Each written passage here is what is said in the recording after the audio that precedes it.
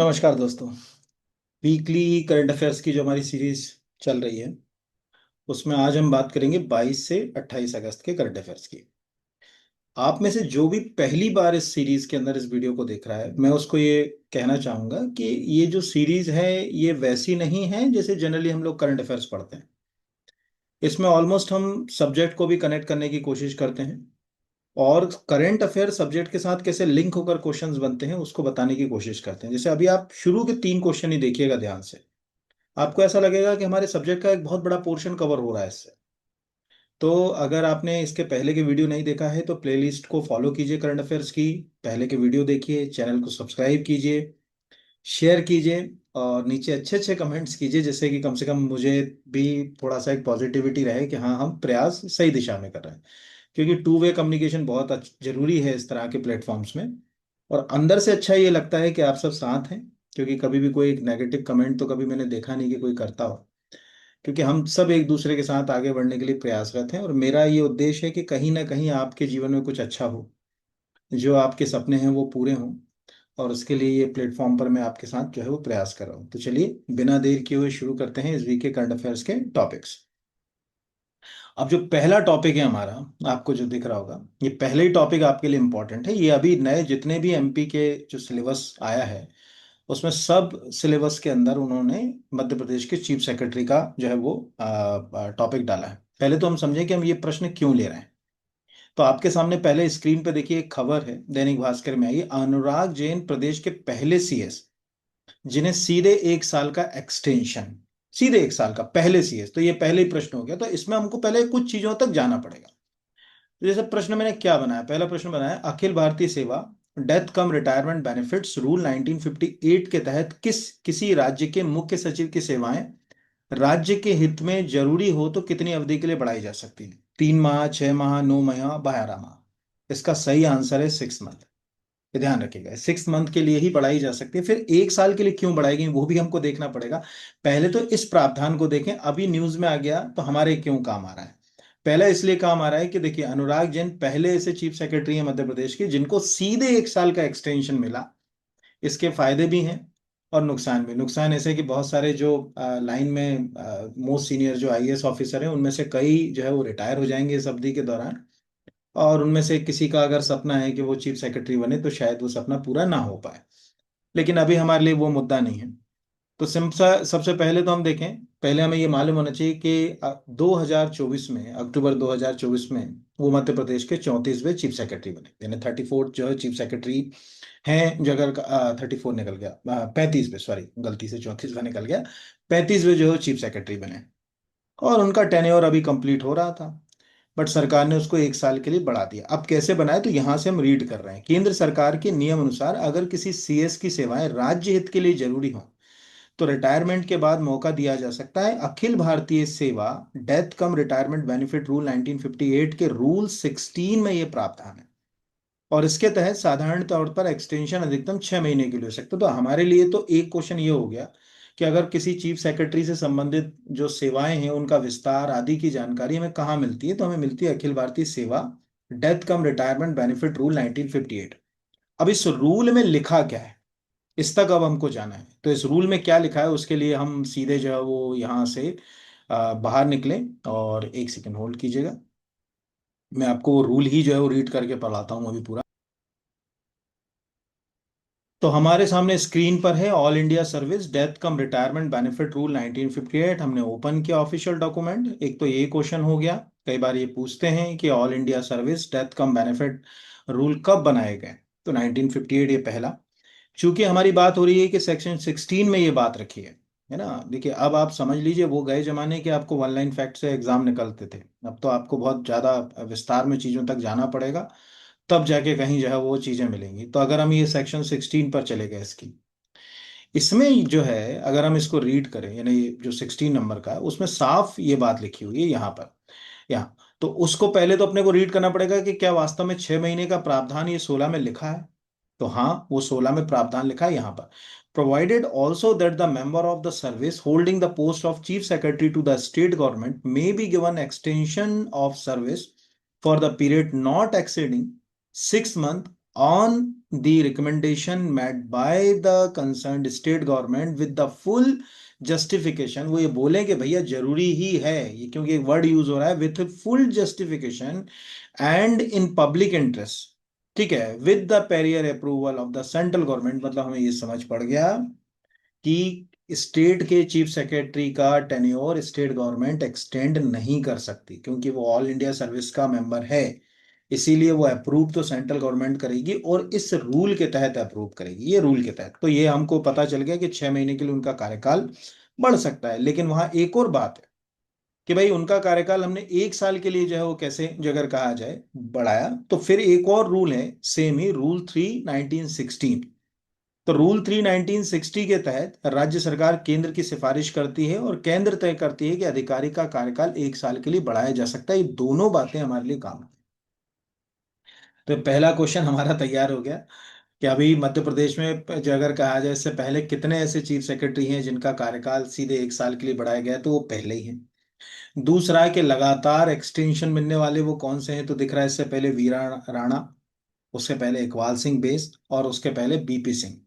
ठीक है, ये अगर कहा जाए इसमें जो है वो इनको सबको एक्सटेंशन दिया गया, और लगातार जो अगर कहा जाए ऐसा एक्सटेंशन पाने वाले वो तीसरे चीफ सेक्रेटरी हैं, मतलब इकबाल सिंह बैस, उसके जस्ट बाद जो है वीरा राणा, और वीरा राणा के बाद जस्ट अगर कहा जाए अनुराग सिंह। ये भी एक प्रश्न है, ये पहला जो अगर कहा जाए ना। अब इसी का मैंने दूसरा जो क्वेश्चन बनाया वो समझ लें, फिर मैं इसके बाद आपको इसमें कुछ बेसिक फैक्ट्स बताऊंगा चीफ सेक्रेटरी के बारे में जो आपको याद रखना चाहिए।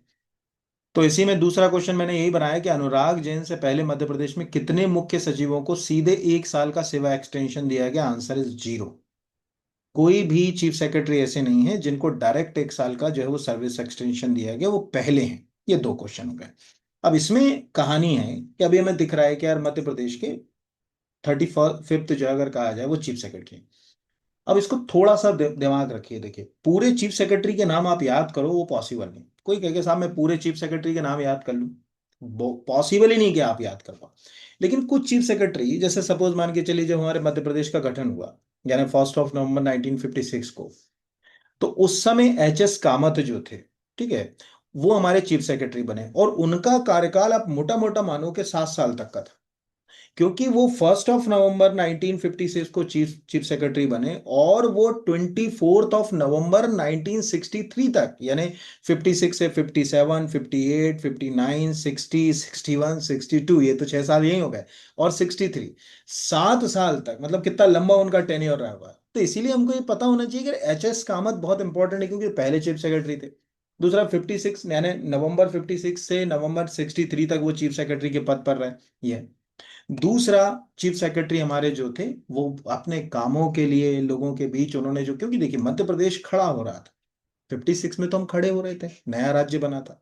धीरे धीरे जब राज्य अपने जगह कहा जाए मूल स्वरूप को उसने प्राप्त कर लिया, उसके बाद जो है आरपी नरवा जो साहब थे, उनका कार्यकाल जो है वो बिल्कुल अलग ही है। और उनके साथ एक अच्छी बात है कि वो एक बार नहीं, वो 2 बार मध्य प्रदेश के चीफ सेक्रेटरी बने, ये भी आपको बता। तो ये मतलब कई बार जो है वो आता है कि क्या वो एक बार बने, नहीं 2 बार बने। वो 63 से 68 तक जो है वो मध्य प्रदेश के चीफ सेक्रेटरी रहे, और फिर बाद में 72 से 74 में भी एक बार और वो फिर से चीफ सेक्रेटरी बने। मतलब कई बार ऐसा हो जाता है ना कि ऐसे दो टेन्योर, उनके बीच में एमपी श्रीवास्तव। इसीलिए वो एक पेयर आपको याद करना चाहिए चीफ सेक्रेटरी का कभी भी। अगर आप मध्य प्रदेश के देखो, मैं आपको एक सिंपल सी यहाँ पर दिखाता हूँ। यहाँ पर कुछ चीजें क्यों हैं।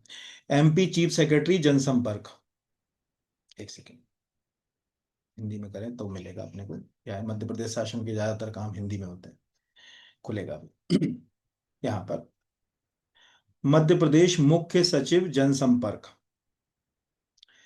जनसंपर्क इसलिए करा क्योंकि जनसंपर्क नहीं करते तो हमारे पास जो अगर कहा जाए ये, जो अगर कहा जाए कि लिस्ट ही नहीं आती। तो अगर हम इस पर गए, अब ध्यान से देखिएगा, उलझन को समझिएगा। एच एस कामत स्क्रीन पे दिख रहे हैं, 1 नवंबर 1956 से 24 नवंबर 1963 तक, लंबा कार्यकाल। फिर आ गए सीधे आरपी नरवा, फिर आ गए एमपी श्रीवास्तव, फिर आ गए आरपी नायक, फिर आरपी नरवा आ गए। आप सब सपना देख रहे हैं ना कि पीएससी में सिलेक्शन होगा, तो निश्चित रूप से आपको नरवा प्रशासनिक एकेडमी में ही जो अगर कहा जाए ट्रेनिंग करना है आने वाले समय में, उन्हीं के नाम पर।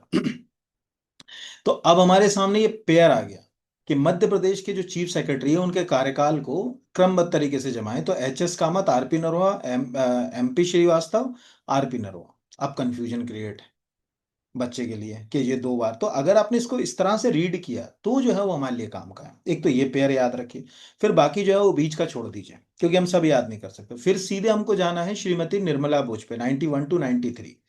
ठीक है, क्यों जाना है? क्योंकि ये वो समय था, एक तो ये पहली मध्य प्रदेश की पहली महिला चीफ सेक्रेटरी थी। ये एक इंपॉर्टेंट हो गया हमारे लिए कि first women chief secretary Madhya Pradesh की कौन है, तो श्रीमती निर्मला भोज। ये वाला क्वेश्चन यहाँ पर हो गया। दूसरा, कि जिस समय ये चीफ सेक्रेटरी थी उस समय इतना इंपॉर्टेंट ये समय था क्योंकि मध्य प्रदेश के अंदर प्रेसिडेंट रूल लगा था, और जब राज्य में राष्ट्रपति शासन लगा होता है तो उस समय चीफ सेक्रेटरी की जो रोल होती है ना वो बहुत एक्स्ट्रा ऑर्डिनरी हो जाती है, क्योंकि गवर्नर फिर सीधे उसी के साथ काम करता है। तो मध्य प्रदेश में जिस समय जो है वो प्रेसिडेंट रूल था, उससे भी ये जो अगर कहा जाए हम लिंक कर सकते हैं यहाँ पर कि भैया 92 से 93 के बीच में जो मध्य प्रदेश का प्रेसिडेंट रूल का जो समय था, उस समय जो अगर कहा जाए, ये मतलब पूरे समय तो नहीं लेकिन थी। फिर जस्ट उसके नीचे हम थोड़ा सा और चले जाएं, यहाँ पर अगर कहा जाए तो हमको श्री M गोपाल रेड्डी का नाम भी याद रखना चाहिए। अब क्यों याद रखना चाहिए? क्योंकि जब ये चीफ सेक्रेटरी बने उस समय जो है वो कांग्रेस सत्ता में आ गई थी मध्य प्रदेश में, और श्री कमलनाथ जी जो है मध्य प्रदेश के चीफ मिनिस्टर थे। लेकिन अचानक एक घटनाक्रम हुआ और अचानक कांग्रेस के हाथ से सत्ता चली गई, और फिर जो है वो बीजेपी के हाथ में सत्ता आ गई, और बीजेपी की सत्ता में आने के कारण M गोपाल रेड्डी के जी हैं उनके हाथ से जो है वो अगर कहा जाए चीफ सेक्रेटरी भी चली गई। फिर इकबाल सिंह जी बेस को चीफ सेक्रेटरी बनाया गया, और उनको जो है वो शिवराज सिंह जी चौहान जो हैं उनके बड़े निकट करीबी भी रहे वो, तो उनको एक्सटेंशन भी मिला सर्विस का। तो यहाँ पर आप देखिए कितना अपने को क्लियर हुआ कि यहाँ पर अपने को दिख रहा है ना कि ये यहाँ पर कि वीरा नारायण राणा और इकबाल सिंह इनको एक्सटेंशन मिला। तो अब हमारे क्रम में ऊपर के वो शुरू के क्रम अपने को याद रखना था, नंबर 1। और फिर ये याद रखना था कि वीरा राणा का नाम याद रखना है, इकबाल सिंह बेस का नाम याद रखना है, ये भी हमारे लिए जो है वो काम के लिए है। ये सब क्वेश्चन जो है वो एग्जाम में इसी नजरिए से जो है वो पूछे जाते हैं। तो हम कई बार सोचते हैं ना कि पूरा पूरा याद करें तो कठिन है। लेकिन अब देखो, मैं कोई अभी करंट अफेयर्स पढ़ा रहा हूँ, पूरा तो नहीं पढ़ा रहा हूँ, लेकिन अब जैसे सपोज मान के चलिए आपको कौन कौन के नाम याद रखना चाहिए। आपको बसंत प्रताप सिंह का नाम याद रखना चाहिए। क्यों याद रखना चाहिए? देखिए इधर आपको चीफ सेक्रेटरी दिख रहे हैं बसंत प्रताप सिंह, और बसंत प्रताप सिंह जब आप MP इलेक्शन, यहाँ पर आप टाइप कर लीजिए MP इलेक्शन कमीशन, यहाँ पर ये अपन ने इलेक्शन कमीशन करा। तो जब हम मध्य प्रदेश इलेक्शन कमीशन की वेबसाइट पर जाते हैं, वहां भी हमको जो chief election commissioner Madhya Pradesh के जो चीफ इलेक्शन कमिश्नर है उसकी जब हम लिस्ट में जाते हैं तो वहां भी हमको बसंत प्रताप सिंह जो है वो मिलते हैं। तो इससे जो बेनिफिट हमको मिलता है पढ़ने का, वो ये मिलता है कि भाई जो है वो यहाँ पर जो है वो बसंत प्रताप सिंह। अब आप ध्यान से देखिए कब बने ये, 19 में। ठीक है, यहाँ पर देखिए कब रिटायर हुए, 18 में। यहाँ से 18 में रिटायर हुए, और 19 में। जैसे अभी आपने देखा होगा कि श्री मनोज कुमार श्रीवास्तव जी इधर से रिटायर हुए, और रिटायर होने के बाद उनको जो अगर कहा जाए यहाँ पर राज्य निर्वाचन आयोग में ले आए। तो पूरे प्रश्न कभी पेपर सेटर भी समझता है स्टूडेंट को, वो नहीं चाहता कि मैं हर एक चीज याद करूं क्योंकि आपको रट्टा तोता थोड़ी बनाना है वहां पे। बट शुरू के जैसे अभी आपको समझ पड़ गया कि HS Kamath, RP Naroha, MP Srivastava, RP Nayak, जो है वो आरपी नरोहा, वापस 5 में क्रम में याद रखना पड़ेगा। फिर निर्मला बुच का नाम और वीरा राणा का नाम, क्योंकि 2 महिला चीफ सेक्रेटरी हैं वो हो गए। और ये जो अगर कहा जाए अभी जो हमारे चीफ सेक्रेटरी, वो नाम तो याद ही रखना है क्योंकि वो उनको डायरेक्ट 1 साल का एक्सटेंशन मिल गया। इस तरह से आपका ये करंट अफेयर्स एक सब्जेक्ट को लिंक करता है कि पढ़ते समय किन चीजों को, जब हम न्यूज़पेपर पढ़ते हैं तो न्यूज़पेपर में छोटी छोटी चीजें होती हैं, एग्जाम में कितना रोल प्ले करती हैं। और अभी जब तक आपका एग्जाम सबका क्वालिफाई हो जाएगा तब तक तो अब जैन को का कार्यकाल अगस्त 2026 तक होगा। ठीक है, तब तक आपका ये PSC का प्री 2026 का भी हो जाएगा, FSO का भी हो जाएगा, और बाकी जो है भी एग्जाम आप प्लान कर रहे हैं वो भी हो जाएंगे। तो इस हिसाब से दोनों क्वेश्चन कितने ज्यादा कोरिलेट हैं, कितने ज्यादा लिंक हैं, वो आपको समझ पड़ गया। अगला है, हाल ही में चर्चित रवि कुमार एस का संबंध निम्नलिखित में से किससे है? ठीक है, तो इसका आंसर जो है वो है जनरेटिव AI। अब ये क्यों आ सकता है वो समझिए। देखिए आप ऑलमोस्ट सब जानते हैं कि जो टाइम्स मैगजीन होती है उसमें जो पर्सन ऑफ द ईयर या टाइम्स 100% जो वाली जो लिस्ट आती है, वो हमेशा एग्जाम में कुछ ना कुछ जो है वो रोल प्ले करती है। अगर हम इस लिस्ट को ध्यान से देख पा रहे हैं तो इसमें लिखा है रवि कुमार का, यहां पर लिखा है, देखो टाइम 100 AI 2025 सूची। अब इसमें पहले तो देखें कि हमारे भारत से कौन कौन।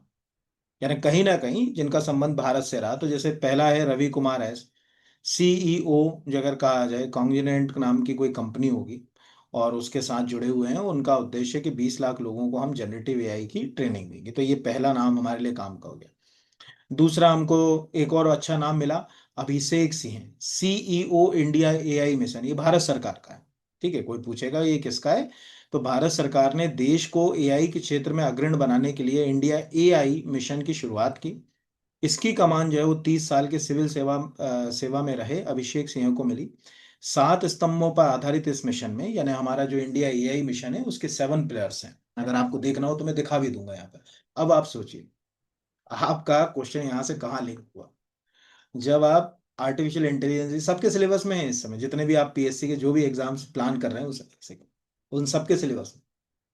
अब इंडिया एआई मिशन के जो है सीईओ कौन है, ये पूछ लिया, आप दिमाग का दही हो गया, ये क्यों पूछ लिया। या हाल ही में टाइम्स ने जो एआई 100% की लिस्ट जो बनाई है, उसमें इनमें से किसे शामिल किया गया, ये भी आ सकता है। तो इस तरह से आपको जैसे मितेश खापरा का नाम दिख रहा है, 500 जिलों में जाकर आवाज रिकॉर्ड की उन्होंने। दूसरा रवि कुमार एस का नाम जो दिख रहा है, जो जनरेटिव एआई से 20 लाख लोगों को ट्रेनिंग देने की बात कर रहे हैं। मैत्रा रघु का नाम जो है वो दिख रहा है यहाँ पर, अगर कहा जाए कि उन्होंने जो है वो ये समय एआई नाम का कोई प्लेटफॉर्म लॉन्च किया है। और आखिरी जो अगर कहा जाए अभिषेक सिंह, जो कि इंडिया एआई मिशन। तो आपको ये यहाँ पर समझ पड़ गया। यहाँ पर हम देखें इंडिया एआई मिशन, ये भारत सरकार ने शुरू किया है बकायदा। इसके 7 पिलर्स हैं, मोस्ट इंपॉर्टेंट है आपको इंडिया एआई सेफ्टी इंस्टीट्यूशन या इंडिया एआई मिशन पता होना चाहिए। पूरा भले ही ना पता हो, पूरा भले ही ना पता हो, लेकिन कुछ कुछ इसकी बातें, जैसे लिखा ना, कैबिनेट अप्रूव्ड ओवर 10,300 करोड़ रुपए, India AI mission will empower AI startups, यहाँ पर डस डस डस, उनको बेहतर मजबूत बनाने के लिए हमने इंडिया एआई मिशन को लेकर आए। अब आपका खुद का होमवर्क है, मतलब खुद अपनी डेडिकेशन के साथ इसके 7, अगर कहा जाए पिलर्स, ये जो 7 पिलर्स हैं अगर कहा जाए यहाँ पर, ये आप तैयार करिए। अगर आपको नहीं मिलते तो सिंपल इंडिया एआई मिशन के आगे स्पेस दे के टाइप करिए 7 पिलर। तो आपके पास वो 7 पिलर्स की जो है वो लिस्ट आ जाएगी। इन 7 प्लेयर्स को आप रीड करिए कि क्या जो अगर कहा जाए हम कैसे मतलब इस पे काम करेंगे, क्या क्या बातें होंगी, ये 7 पिलर यहाँ पर। तो India AI compute capacity, India innovative centres, India AI data platforms, ये 7 पिलर्स आप नोट डाउन कर लीजिए, या तो स्क्रीनशॉट ले लीजिए। एग्जाम के लिए हिंदी में करना है तो हिंदी में लिख लीजिए, जैसा आपका कंफर्ट जोन बनता है। कि इंडिया ऐसा ही कंफर्ट, मतलब प्रश्नकर्ता आपको यहाँ 3-4 क्वेश्चन दे दिए मैंने। प्रश्नकर्ता ये भी पूछ सकता है कि इंडिया एआई मिशन कब आया, 2024 में। दूसरा, इंडिया एआई मिशन के 7 पिलर में किसको शामिल नहीं किया गया, ये सातों में से अब कोई भी 4 में से 3 या उठा लेगा, बाकी नहीं उठाएगा। तो इस तरह से ये करंट का भी हो गया। करंट में व्यक्ति हमारे अभिषेक सिंह जो है चर्चा में आ गए, तो हमने उसको इंडिया एआई मिशन को रीड भी कर लिया, उसको रिवाइज भी कर लिया, तो हमारा क्वेश्चन भी जो है वो तैयार हो गया। अगला जो है वो है अलविदा MiG-21, यहाँ पर।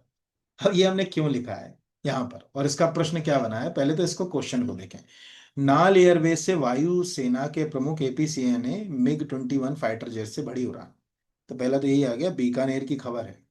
यानी आपसे ये प्रश्न पूछ सकता है कि नाल एयरबेस जो अगर कहा जाए वो कहाँ है, मतलब ये भी एक प्रश्न जो है वो आपसे पंच कर सकता है। तो नाल एयरबेस राजस्थान में है, बीकानेर के पास, आपको दिख रहा होगा। और इसने अंतिम उड़ान भरी। मिग काफी चर्चित था, दुर्घटनाओं के कारण काफी विवादों में रहा, बहुत पुराना फाइटर जेट है। 60s से हम लोग जो है अगर कहा जाए इसको अलग अलग तरीके से उपयोग करते चले आ रहे हैं। प्रश्न हमने कैसा बनाया आपके लिए वो देखिए। हमने लिखा कि MiG-21 फाइटर जेट किस देश से भारतीय वायुसेना में जो अगर कहा जाए लिया गया है। तो ये जो है अगर कहा जाए रशियन टेक्नोलॉजी, आज हमारे पास मिग, सुखोई, ये दोनों ही अगर आपसे कोई पूछता है कि किस देश की टेक्नोलॉजी है, तो ये रशियन। हालांकि रशियन की जगह मैंने सोवियत यूनियन इसलिए लिख दिया कि जिस समय इन टेक्नोलॉजीज को हमने अडॉप्ट किया, तब तक जो है वो हम सोवियत यूनियन की बात करते थे, हम रशिया की बात नहीं करते। तो सोवियत यूनियन जो है अगर कहा जाए विघटित हो गया, टूट गया, और उसके बाद छोटे छोटे जो अगर कहा जाए देश उससे निकल कर अलग। अब आपको क्या याद रखना, देखो, आज इंडियन एयरफोर्स जो फाइटर जेट्स यूज करती, उनमें जैसे हमारे पास सुखोई 30 MK आई है, तो हमको पता होना चाहिए कि यार रशियन टेक्नोलॉजी पर जो है वो काम कर रहा है। जैसे हमारे पास राफेल है, हमको सबको मालूम है कि राफेल फ्रांस का है। कोई ऐसा है नहीं जो अगर कहा जाए कि भैया राफेल जो अगर कहा जाए किस देश का है तो फ्रांस का है। अभी हमारे पास मिग 21 हमने रिटायर कर गया, लेकिन मिग 29 है। तो हमको पता होना चाहिए कि मिग 29 जो अगर कहा जाए कि हमने किससे लिया, ये भी रशियन टेक्नोलॉजी है और अभी सेना में है। ये याद रखिएगा ना, कि कोई पूछेगा कि मिग जो है वो किसका है यहाँ पर। इसके अलावा हमारे पास मिराज भी है। मिराज राफेल की तरह ही फ्रेंच टेक्नोलॉजी। तो मिराज देखो कि टेक्नोलॉजीज में बता रहा हूँ कौन कौन से फाइटर जेट्स रहे हमारे पास। जैसे मिराज है, मिराज एक फ्रेंच टेक्नोलॉजी पर आधारित है। जेगुआर, अब कैसे याद रखोगे, जेगुआर कार सुनी, ब्रिटेन की कंपनी है जिसको टाटा ने एक्वायर कर लिया है ना। तो जेगुआर, उससे नाम याद रखने के लिए बता रहा हूँ, ऐसा नहीं कि उसने बनाया है, याद रखने के लिए। जेगुआर जो है वो ब्रिटिश टेक्नोलॉजी पर था। मिग जो है वो अगर कहा जाए रशियन टेक्नोलॉजी पर था। आपका सुखोई जो है वो रशियन टेक्नोलॉजी, इस तरह से कम कुछ जो मतलब चर्चित अगर कहा जाए कि अभी हमारे पास फाइटर जेट्स हैं, वो हमको पता होना चाहिए। हालांकि उतने एडवांस तो नहीं है। और तेजस वो हमारा खुद का है, हमने खुद जो अगर कहा जाए कि हिंदुस्तान एरोनॉटिक लिमिटेड ने तेजस को बनाया। हालांकि तेजस में भी इंजन और अन्य जो टेक्नोलॉजीज हैं वो हमारी है। ठीक है, उसमें भी अब मुझे अगर कहा जाए हमने कई कंपोनेंट्स अलग अलग कंट्रीज से जो है वो लिए हैं यहाँ पर। तो ये एक बेसिक सा है। हो सकता है कि नाल एयरबेस पूछ लिया जाए, मिग 21 किस देश से लिया ये पूछ लिया जाए, ऐसे कोई भी क्वेश्चन आपसे जो है वो पंच कर सकता है। अगला भी वन लाइन का है। भारतीय नौसेना में शामिल किए गए उदयगिरी और हिमगिरी निम्नलिखित में से क्या है। अगर आप मध्य प्रदेश के स्टूडेंट हैं तो उदयगिरी हमसे मिलता जुलता, हालांकि उदयगिरी ये हिल्स हमारी वाली नहीं है। एक मध्य प्रदेश में भी विदिशा में उदयगिरी पड़ता है, दक्षिण में भी उदयगिरी है ना, वो वहां का नाम है, बट नाम से मिलता जुलता है, इसलिए पेपर सेटर के लिए भी आ सकता। तो क्या वो इंडिजिनियस टॉर्पीडो हैं, क्या वो इंडिजिनियस वॉरशिप हैं, क्या इंडिजिनियस सबमरीन्स हैं, क्या इंडिजिनियस एयरक्राफ्ट्स हैं। तो टेक्निकली वो जो है अगर कहा जाए स्वदेशी युद्धपोत है। तो भारतीय जो अगर कहा जाए नौसेना को ये स्वदेशी युद्धपोत मिल गए हैं। भारतीय नौसेना की बढ़ेगी ताकत। आज मिलेंगे 2 स्वदेशी युद्धपोत। अब देखिए पढ़ने के फायदे क्या होते हैं, ध्यान से है ना, मैं कुछ चीजें आपको बताता हूँ कि कैसे एग्जाम में चीजें लिंक होती हैं और कैसे हम उनको रिवाइज करते हैं। भारतीय, जैसे मुंबई जिले का भारतीय नौसेना ने 26 अगस्त को 2 युद्धपोत INS इंडियन नेवल शिप, हर देखो नौसेना की कोई भी चीज होगी ना उसमें INS लिखते ही। जैसे अगर कहा जाए जो चिल्का लेक है, उड़ीसा में आप चले जाओ, तो वो अगर नौसेना के पास उसका जो भाग है उसका नाम है INS चिल्का, यहाँ पर है ना, इंडियन नेवल शिप। तो INS उदयगिरी, INS हिमगिरी मिलेंगे रक्षा मंत्रालय के मुताबिक। ये दोनों जहाज प्रोजेक्ट 17A। अब आपको यहाँ पर एक क्वेश्चन हो गया कि प्रोजेक्ट 17A का संबंध इनमें से किससे है, ये क्वेश्चन हो गया। फिर नीचे चलेगा, बाकी इसमें क्या क्या होगा वो हमारे लिए बहुत काम करे। दूसरा है कि न्यूज कहाँ से छपी हुई है, मुंबई से। तो निश्चित रूप से बने भी मुंबई में होंगे। अब मुंबई में भारतीय नौसेना के लिए कौन सा संस्थान है जो ये काम कर रहा है, वैसे तो आपको याद आ ही गया होगा, उसका नाम है मझगांव। तो लिखा Mazagon Dock Ship Builders Limited. अब प्रश्न करता है, ये भी प्रश्न करता है, आपने कई बार ऐसे क्वेश्चंस भी देखे होंगे एग्जाम में। देखो मैंने क्या कहा कि करंट अफेयर्स पढ़ने का मतलब ये नहीं कि केवल करंट अफेयर्स पढ़ लिया, अरे ये दो शामिल की और हो गई खत्म, चलो आगे बढ़ जाओ, नहीं भाई। आप कैसे, देखो क्या है, हमारे दिमाग को रिकॉल की बहुत जरूरी है। अगर हम उस चीजों को रिकॉल नहीं करेंगे तो हम लंबे समय तक चीजों को याद नहीं रख पाएंगे और को रिलेट नहीं करेंगे, उनको आपस में जोड़ेंगे नहीं। जैसे अभी हमने यहाँ पर क्या देख लिया कि हमने यार Mazagon Dock Ship Builders Limited है, तो हमारे दिमाग में आ गया यार कि अब रिवीजन हो गया यार, मझगांव जो अगर कहा जाए मुंबई में। उसी समय दिमाग में किसी ने कहा और कहा है, तो हमने कहा अच्छा कोची में भी है, कुछ कोची शिप बिल्डर्स जो अगर कहा। तो रिवीजन ऐसे होता है। रिवीजन करने का तरीका ही है कि हमारे आसपास जो चीजें चल रही हैं उससे रिवीजन। जैसे आज हमारे आसपास में हमको 3 चीजें रिवीजन हो गई, Mazagon Dock Ship Builders Limited का है मुंबई, मेचदा कॉलम में आ जाए। अगला जो अगर कहा जाए नीचे लिखा है कि INS हिमगिरी को कोलकाता के गार्डन रिच शिप बिल्डर्स जो अगर कहा जाए कहाँ है, तो जो अगर कहा जाए कलकत्ता। अब आप सोचो मेचदा कॉलम में आ जाए। ठीक है, अगर कहा जाए कि आपसे पूछ लिया जाए कि भैया कोची शिप, मतलब ऐसे 4 दे दिए जाए और उनको आपस में मैच था, और या 3 दे दिए जाए, तो जो हम कैसे आंसर तक जाएंगे। कम से कम 2 तो रिवीजन हो ही गए ना। कोई पूछे, अभी आप सोचो, आप अपने दोस्त से पूछो क्लास ही चलते समय, अभी क्लास को बंद करने के बाद ऐसे, क्योंकि आप में से ज्यादातर लोग क्या लाइब्रेरी वगैरह में पढ़ते हैं।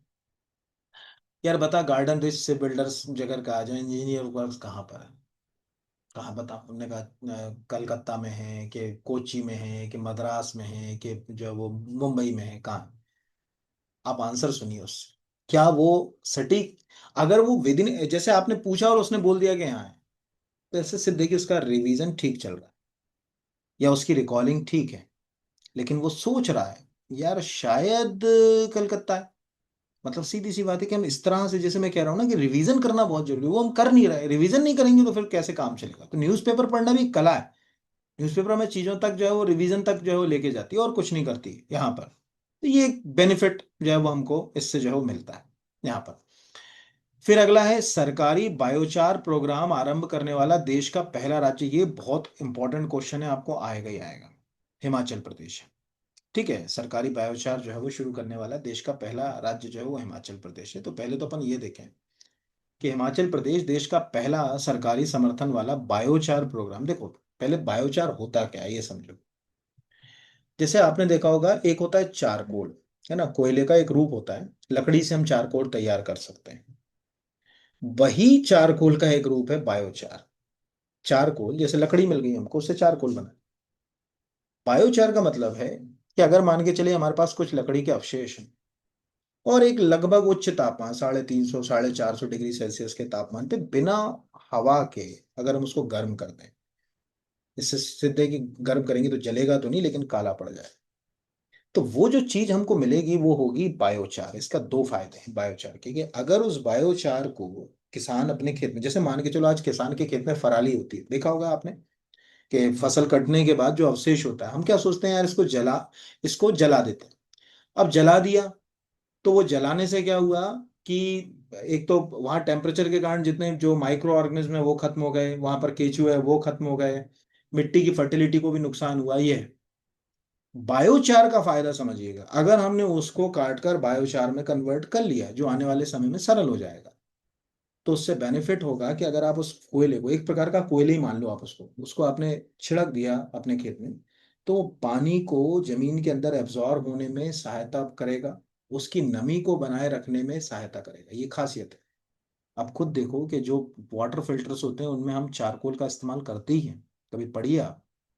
तो ये एक्चुअल करेगा कैसे काम, इसका मैं सिंपल आपको ओरिजिनल आईसीएआर का, और ये हमारे यहीं से इस पे ज़्यादा काम होता है मध्य प्रदेश से इसलिए, तो protocol for biochar use Indian agriculture, आपको दिख रहा है Indian institute of soil science Bhopal से ये फाइल जो है आपको दिख रहा होगा इस तरह। अब आप कहोगे हाँ सर ये तो देखिए हमने ऐसी वाली लकड़ी जली हुई, तो जो हम लोग जलाते हैं उसमें ऑक्सीजन रहती है बिना ऑक्सीजन के। तो इस तरह से अगर हम बायोचार, इन्होंने प्रोटोकॉल बनाया, अभी हमारे प्रोटोकॉल ज्यादा काम करें, लेकिन हमको ये समझ पड़ना चाहिए कि एक्चुअल बायोचार क्या है। इसमें हमारे तीन क्वेश्चन रिवाइज हो गए। पहला तो ये हो गया कि Indian institute of soil science का है भोपाल में, ये पहला हमारा संस्थान हो गया। अब बायोचार में कर क्या रहे हैं, कैसे कर रहे हैं, तो हम यहाँ पर थोड़ा, पूरा तो हमारे काम का नहीं, उतना ही काम का है, यहाँ पर तो लिखा हुआ है।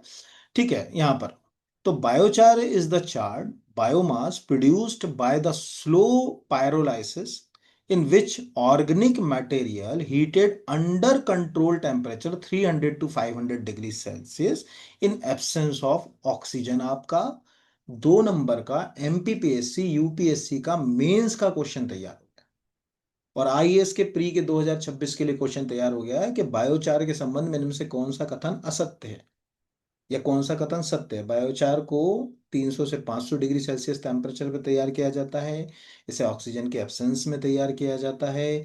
ये पायरोलाइसिस जो अगर कहा जाए, प्रक्रिया से जो अगर कहा जाए तैयार किया जाता है। ठीक है, ये बायो वेस्ट जो हमारे पास जितना भी जो अगर कहा जाए जैव अवशिष्ट है उससे तैयार किया जाता है। तो ये आसानी से इस तरह की, इसमें आपको देखोगे ऐसे, आपको कहोगे, हाँ सर ये तो देखा है, हम इस तरह से इसको कर सकते हैं आसानी से। बहुत बड़ा इसका कॉम्प्लिकेटेड पैटर्न नहीं है बायोचार के लिए, इस तरह के सिलेंड्रिक मेथड से इसको तैयार किया जाता है। जब गर्म होता है तो अंदर का हिस्सा एक प्रकार के चारकोल जैसे कंटेंट में कन्वर्ट हो जाता है। इस हिस्से को अगर हम मिट्टी में डाल दें तो जो अगर कहा जाए इसकी जो सॉइल फर्टिलिटी है वो बहुत जो है अगर कहा जाए बढ़ जाती है। ये आपका एक क्वेश्चन मैंने तैयार कर दिया, व्हाट इज बायोचार। चार कोल का ही एक रूप है। आप घर पे भी इसको, पर टेम्परेचर इतना चाहिए, उतना टेम्परेचर आपको मिलेगा तो ही इसमें कुछ होगा, नहीं मिलेगा तो यहां पर अगर कहा जाए तो टेक्निकली, अब जैसे अगर कहा जाए कि एक वर्ड आ रहा है पायरोलाइसिस, अब आपको देखो एक क्वेश्चन यहाँ पर और मैंने दे दिया। पायरोलाइसिस एग्जैक्टली एक ऐसी थर्मल डिकम्पोजिशन प्रोसेस होती है जिसमें अपन किसी भी ऑर्गेनिक मैटर को, ध्यान रखिएगा पायरोलाइसिस की डेफिनेशन ही, कोई भी ऑर्गेनिक मैटर जैसे लकड़ी के अवशेष, कूड़ा करकट, पत्तियों के अवशेष, खेतों में फसल के कटने के बाद के जो अवशेष हैं, ये सब जो अगर कहा जाए आपके पास ऑर्गेनिक वेस्ट है या बायो वेस्ट है, इन अवशेषों को, वेस्ट यानी अवशिष्टों को, अगर हम ऑक्सीजन की एब्सेंस में हाई टेम्परेचर जो जनरली 300 to 500 डिग्री सेल्सियस होता है में गर्म करें, तो जो पदार्थ हमारे पास आएगा या मिलेगा उस पदार्थ की प्रक्रिया को हम पायरोलाइसिस प्रोसेस कहते हैं। ये क्वेश्चन इतना इंपॉर्टेंट आज आपके लिए, एक क्वेश्चन जो अगर कहा जाए, देखो यहां पर ये हम एक सेकंड, ये हम चले गए पायरोलाइसिस, हमने सिंपल कीवर्ड टाइप किया, क्या लिखा आ रहा है इंटरनेट पे कॉमन वर्ड में देखें। ठीक है देखो रखा, pyrolysis is the thermal decomposition of organic material at high temperature in the absence of oxygen, ठीक है, विच ब्रेक डाउन कॉम्प्लेक्स जो अगर कहा आ जाए molecules into symbols valuable product, ठीक है, इससे हमको सबसे, इससे क्या बनेगा, सॉइल जो अगर कहा जाए चार आज बायोचार। तो ये जो अगर कहा जाए कि हमारे लिए बहुत अच्छा है, इसका उपयोग हम मिट्टी में कर सकते हैं, उसकी सॉइल की फर्टिलिटी को बढ़ा सकते हैं, आप ये मान के चलिए कि ये अगले साल आपको प्री में भी आ सकता है, किसी एग्जाम में आ सकता है, और आपके नॉलेज के लिए भी ये क्वेश्चन एक यूनिक क्वेश्चन जो है वो हो सकता है।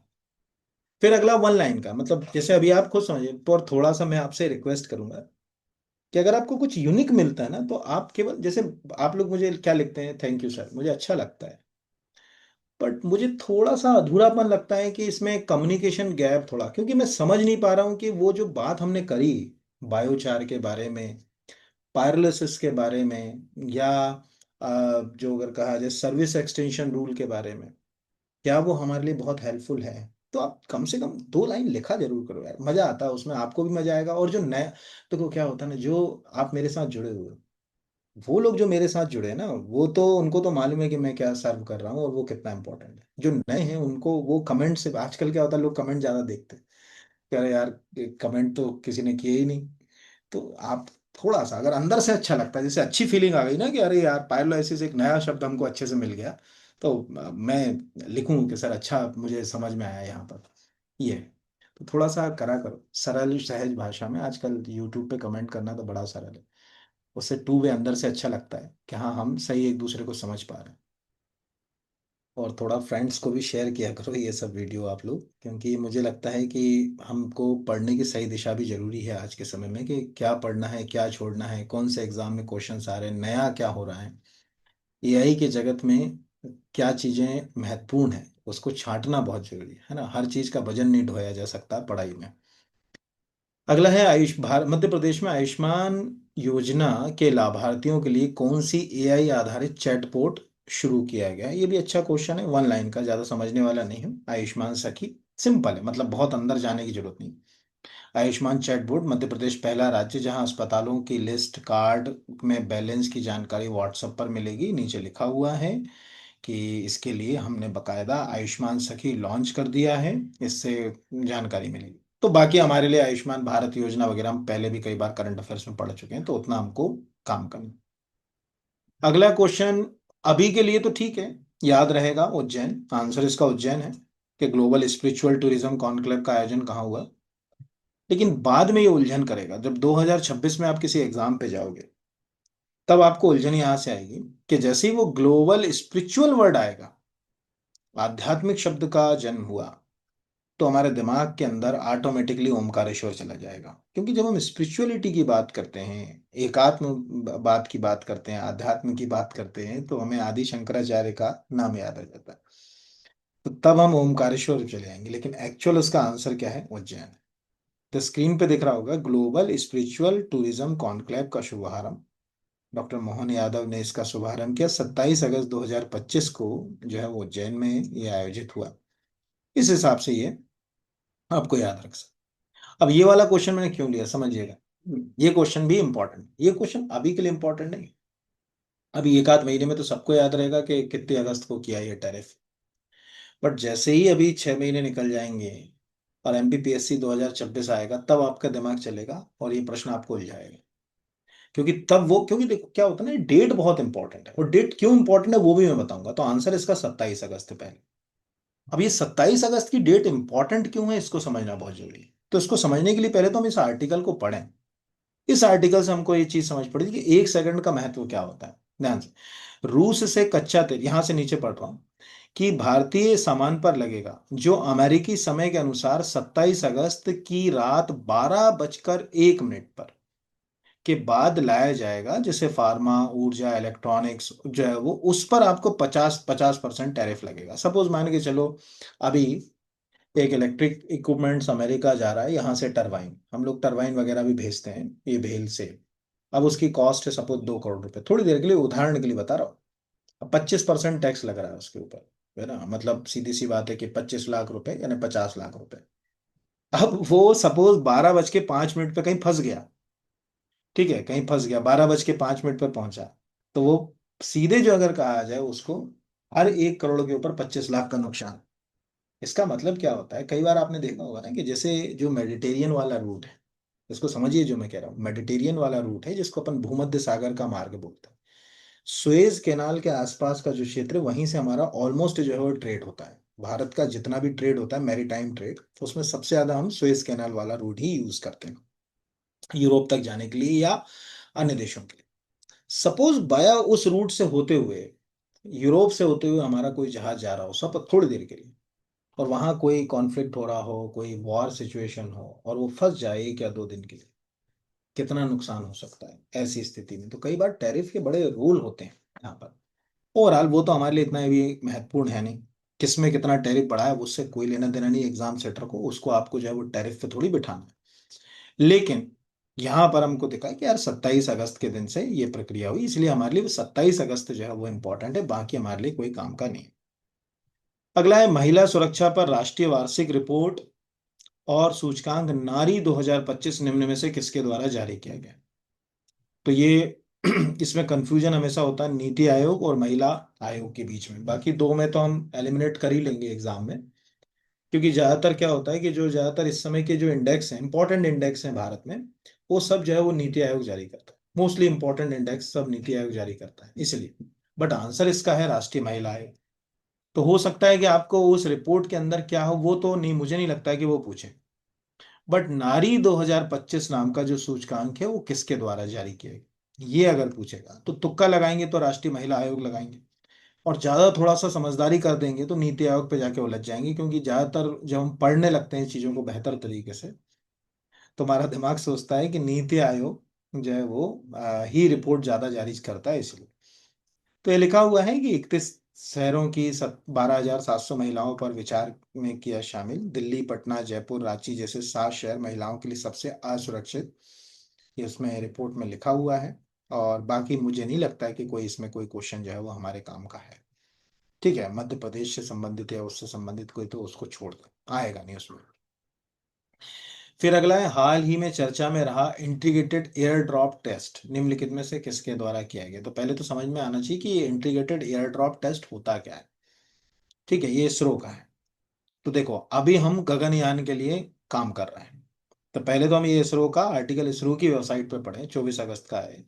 ISRO accomplished first integrated air drop test, ठीक है, for Gaganyaan programme at Satish Dhawan Space Centre Sriharikota. Revision हो गया कि सतीश धवन स्पेस सेंटर कहाँ है, Sriharikota. The test successfully demonstrate the object of the end to end जो परफॉर्मेंस वैलिडेशन ऑफ क्रिटिकल, जो अगर कहा जाए, बाकी तो हमारे कोई काम का नहीं, हम क्या, सिंपल सा है कि भाई हम कल को अपना भी स्पेस स्टेशन बनाने की दिशा में अब काम कर, हम खुद भी, हम जो अगर कहा जाए अंतरिक्ष यात्रियों को अंतरिक्ष में भेजने के लिए जो प्रयासरत हैं, जिसके लिए हमारा गगनयान प्रोग्राम पर काम चल रहा है। जब वो वहां जाएंगे तो वहां से लौटेंगे कैसे, उस दौरान वो कैप्सूल कैसे आएगा, ये सब चीजें जो अगर कहा जाए इस first integrated air drop test के अंदर तय की गई। तो इसका एक इम्पॉर्टेंट रोल है। अब हमारे लिए सबसे पहला तो यही है कि वो यही पूछेगा कि इंटीग्रेटेड एयर ड्रॉप टेस्ट का संबंध किससे है, ये, या इसरो के द्वारा इंटीग्रेटेड एयर ड्रॉप टेस्ट इनमें से किस प्रोग्राम के लिए किया गया। ठीक है, मार्स मिशन, गगनयान प्रोग्राम या कोई जो अगर कहा जाए आदित्य मिशन, ऐसे कुछ भी वो जो है वो डाल सकता है। तो इन केस अगर वो डाले तो यहाँ पर अगला क्वेश्चन सबको बनेगा, प्रधानमंत्री द्वारा इनॉग्रेट और फ्लैग ऑफ की गई ये विटारा किस कंपनी की गाड़ी है? तो मारुति सुजुकी, मुझे बताने की जरूरत नहीं। अब ये क्यों इंपॉर्टेंट हो गया ये समझ लीजिए। एक तो प्राइम मिनिस्टर से इन्होंने इसको इनॉग्रेट करा लिया, ये लिखा ना, प्रधानमंत्री Shri Narendra Modi inaugurate the green mobility initiative in the हासल, जो अगर कहा जाए हांसलपुर जो है वो गुजरात, यहाँ पर इसका प्लांट है। और इसमें ई विटारा नाम की जो है वो मारुति सुजुकी की पहली इलेक्ट्रिक गाड़ी है जो है वो बनाई जाएगी यहाँ पर। और ये गाड़ी यहाँ से बाहर से दूसरे देशों को हम बेचेंगे भी, और बहुत सारी चीजें इसमें थी, हमारे लिए इतना काम का नहीं था, इसलिए हमने वन लाइन का ही लिखा। अगला क्वेश्चन, अभी आपको मालूम होगा कि वैष्णो देवी में एक लैंडस्लाइड हुआ। अभी इस समय तो पंजाब में बाढ़ और कितना, प्रकृति से हमने जितनी छेड़खानी करी, अब प्रकृति पूरा बदला लेने के लिए तैयार है। बदला तो लेगी, वो छोड़ेगी थोड़ी हमको। तो अब वैष्णो देवी में लैंडस्लाइड हो गया। अब लैंडस्लाइड से क्या है, लैंडस्लाइड में कितने लोगों, मतलब कितने लोगों की डेथ हुई, क्या हुआ, ये कभी एग्जाम वाले के लिए काम का नहीं होता। ठीक है, उसको सॉरी, इन फिगर से कोई लेना देना नहीं। वो तो पूछेगा कि वो कौन सा माउंटेन है जहां पर ये हो। तो जैसे ये त्रिकुट है, या त्रिकूट भी बोल सकते हैं, ये पर्वत है वैष्णो देवी में जहां पर ये जगह कहा जाए लैंडस्लाइड जो हुई।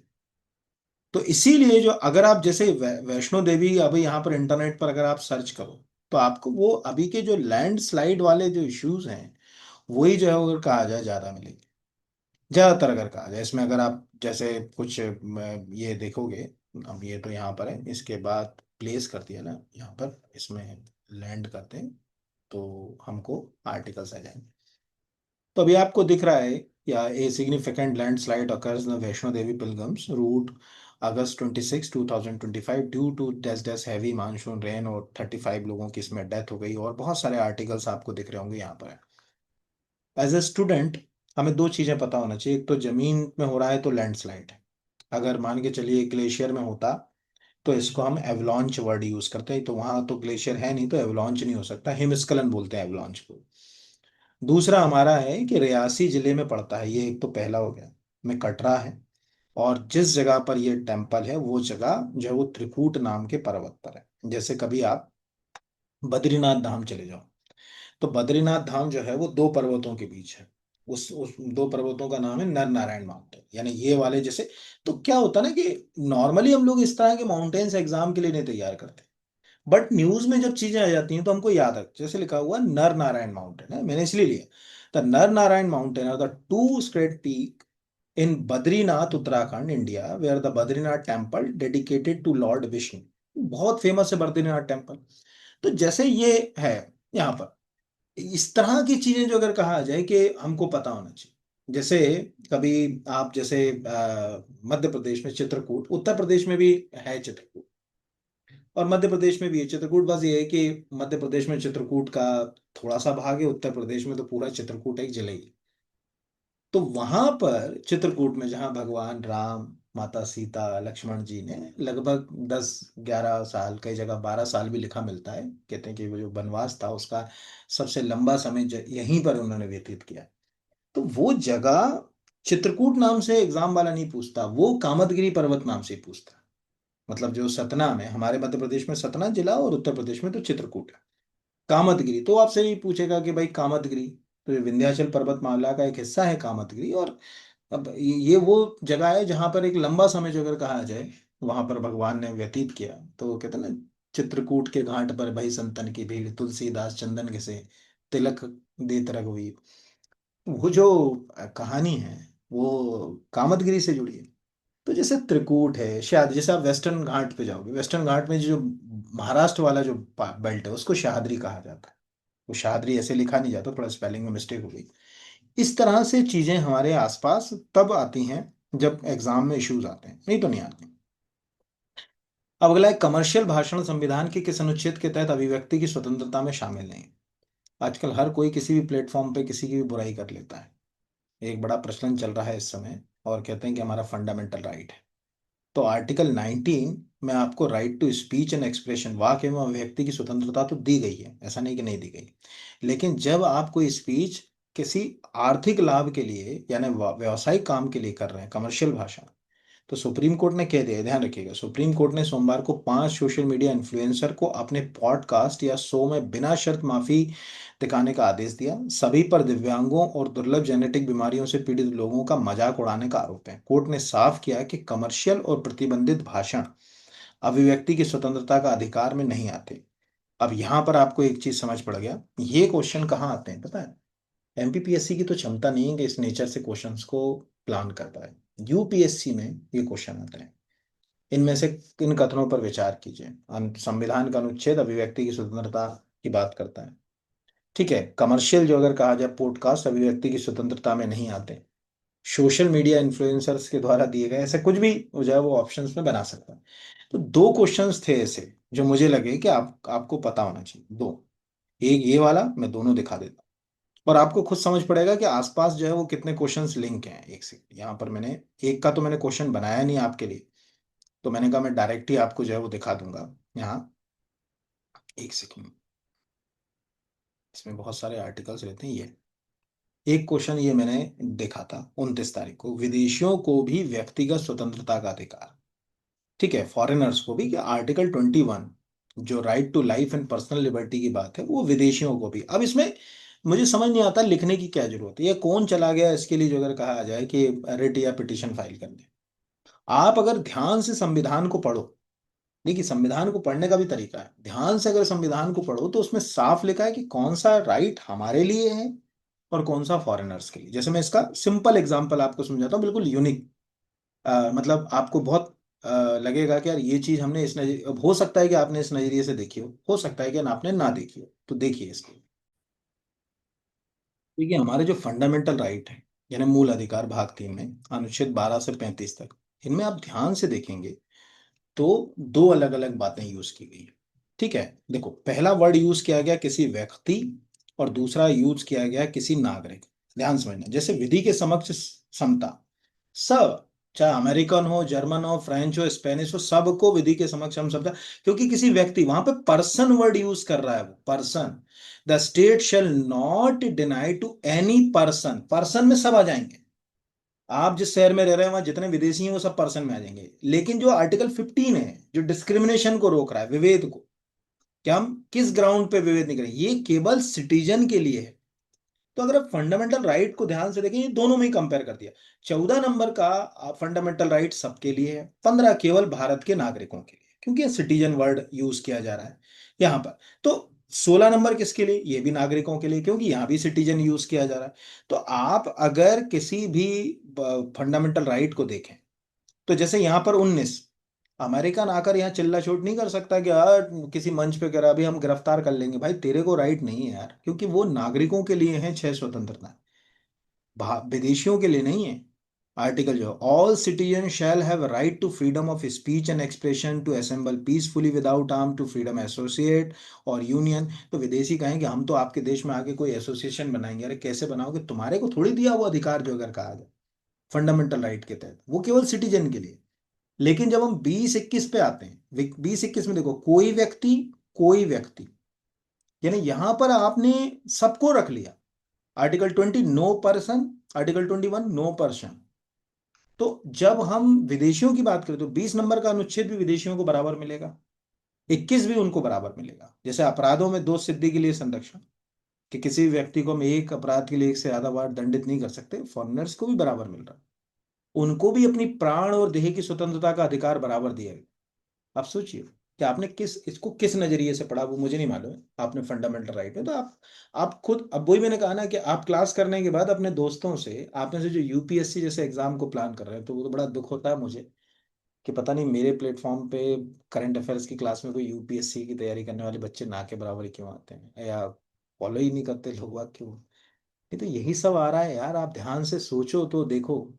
तो आज आपको समझ पड़ा कि 14, 15, ठीक है, 19, 20, 21, इनमें से आप खुद एलिमिनेट कर पाओगे कि कौन सा सिटीजन को है कौन सा पर्सन को है। फिर अगला है होम स्टे पर पुनर्विचार, नीतिगत मार्ग निर्धारण रिपोर्ट किसके द्वारा? नीति आयोग की रिपोर्ट है। कोई अपने को इंटेलिजेंट नहीं बनना, सिंपल एक याद रखना है, rethinking home stay. Navigating policy pathway नामक रिपोर्ट किसके द्वारा जारी की गई? तो रिपोर्ट नीति आयोग के द्वारा जारी की गई, और इसके अलावा कुछ नहीं हमको करना है। नीति आयोग, क्योंकि जब हम होम स्टे शब्द देखते हैं तो हमारा दिमाग ऑटोमेटिकली टूरिज्म पे चला जाता है, मिनिस्ट्री ऑफ टूरिज्म को हम लिंक करने लगते हैं। तो यहाँ पे मिनिस्ट्री ऑफ टूरिज्म का कोई जो है वो लॉजिक नहीं, केवल ये जो है वो हमको याद रखना है, बाकी हमको कुछ भी याद करने की जरूरत नहीं है। तो ये वाला दूसरा हो गया। हाल ही में चर्चा में रहा गोटमार मेला किस नदी पर आयोजित होता है? तो जाम नदी पर होता है। रिवीजन कैसे हो गया? छिंदवाड़ा पांडुरना, अब चूंकि पांडुरना भी जिला बन गया तो स्लैश करके पांडुरना भी डाल दिया। जाम नदी नदी पर पांडुरना सावरगांव के बीच जो अगर कहा जाए पारंपरिक गोट मेले का आयोजन होता है। दो तरह के मेले हमारे बहुत ही ज्यादा सेंसिटिव है। कल को आप में से कोई एसडीएम बनेगा तो ठीक है, आगे कुआ बीच पीछे खाई, ठीक है, बीच में हो तुम भाई। तो आगे कुआ पीछे खाई का मतलब है कि एक तो इन परंपराओं को आप रोक भी नहीं सकते क्योंकि इनका एक रिलीजियस एक्सपेक्ट भी है, दूसरा ये लंबे समय से मान्यताओं से भी जुड़ी हैं। तो दो हैं। एक है गोटमार, ये पांडुरना में होता है। इसमें लोग एक दूसरे पर पत्थर इकट्ठे कर लेते हैं नदी के और पत्थर मारते हैं, इसमें लोग घायल भी हो जाते हैं, कई बार किसी की डेथ भी हो जाती है। दूसरा है हिंगोट, ये आपको इंदौर में मिलेगा। इसमें अग्नि बाण चलाते हैं, मतलब जो है वो जो आजकल तो पटाखे आ जाते हैं तो ऐसे बांध के उसको फेंकते हैं तो वो ब्लास्ट होते हैं छोटे छोटे, जो है वो अगर कहा जाए वो भी है। तो वो इंदौर में होता है यहाँ पर हिंगोट मेला। तो हिंगोट इंदौर में है और गोटमार जो अगर कहा जाए छिंदवाड़ा और पांडुरना, यहाँ पर ये जाम नदी के किनारे। इस तरह से ये हमारे लिए क्वेश्चन है। कई बार कंफ्यूजन ये हो जाता है कि इंदौर में है खान नदी।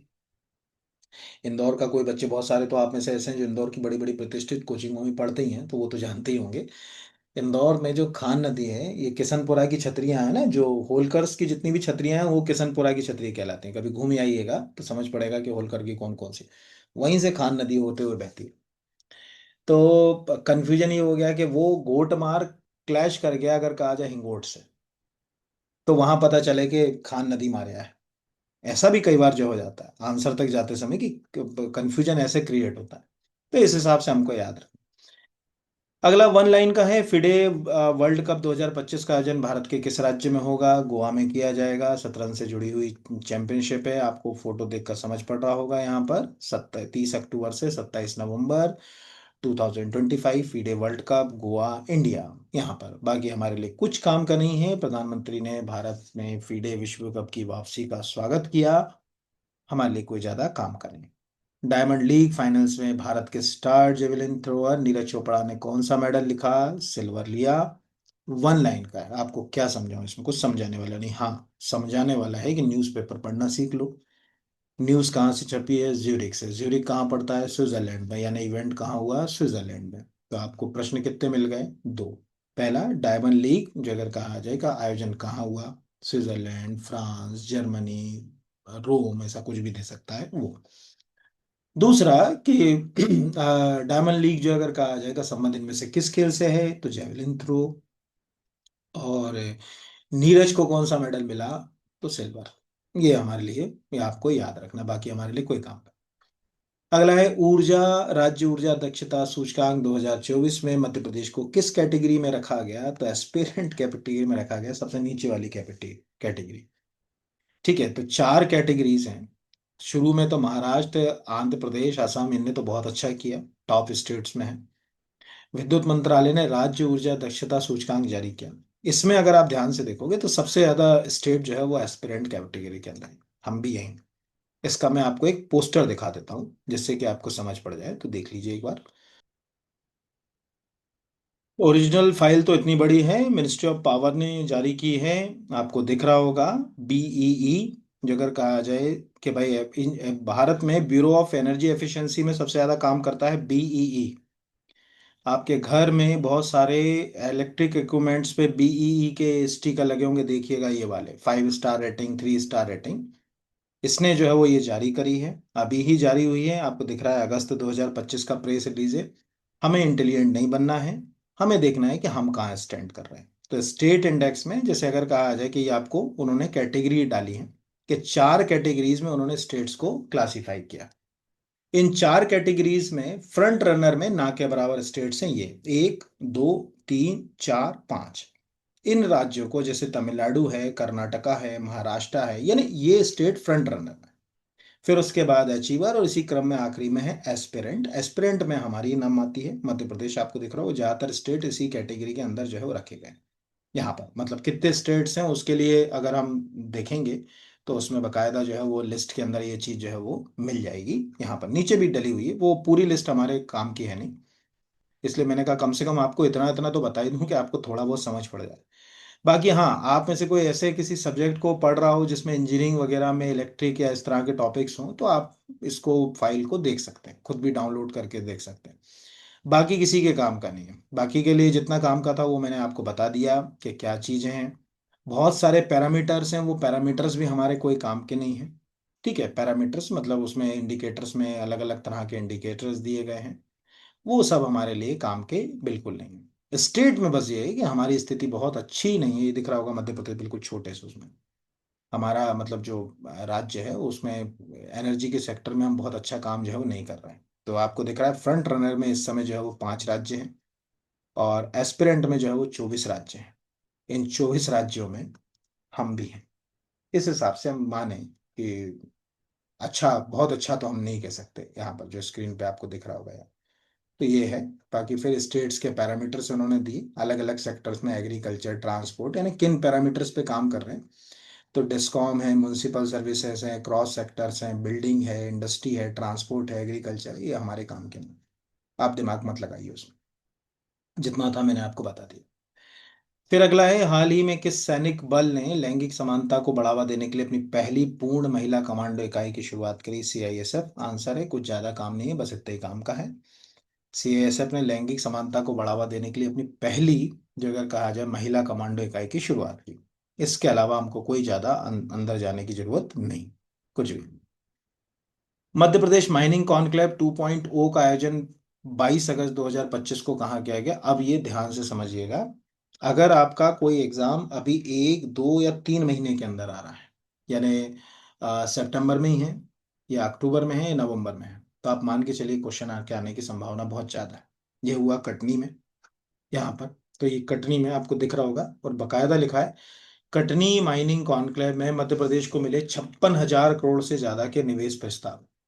ठीक है, यानी 56,000 करोड़ के निवेश प्रस्ताव मिले। और ऐसे भी कटनी अपने चूने के लिए जाना जाता है, चूना नगरी के नाम से जो है वो कटनी को हम जानते हैं। बाकी और जो अगर कहा जाए, कुछ याद करने की जरूरत नहीं। यानी मध्य प्रदेश में जो चूना, और अगर कहा जाए कि मतलब चूने ही याद कर लो, बाकी तो छोड़ ही दो अगर कहा जाए। उसका अच्छा खासा जो बेल्ट है वो कटनी और उसके आसपास के जो अगर कहा जाए क्षेत्र, वहीं पर चूना आपको देखने को मिलेगा ज्यादा। उसको कट चूना नगरी भी कहते हैं, संगमरमर का शहर भी कहते हैं कई लोग जो है, क्योंकि वहां पर संगमरमर भी अच्छा खासा जो है वो मिलता है, तो उसको संगमरमर का जो है वो शहर भी कहते हैं। एक क्वेश्चन पूछता आपसे बड़ा सा।